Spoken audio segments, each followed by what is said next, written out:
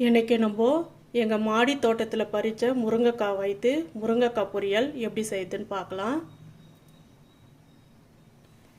எண்ணெய் ஊற்றிக்கலாம், கடுகு சேர்த்துக்கலாம், சீரகம் சேர்த்துக்கலாம், வெங்காயம் பூண்டு கறிவேப்பிலை சேர்த்துக்கலாம், தக்காளி சேர்த்துக்கலாம், முருங்கைக்காய் சேர்த்துக்கலாம், உப்பு சேர்த்துக்கலாம்.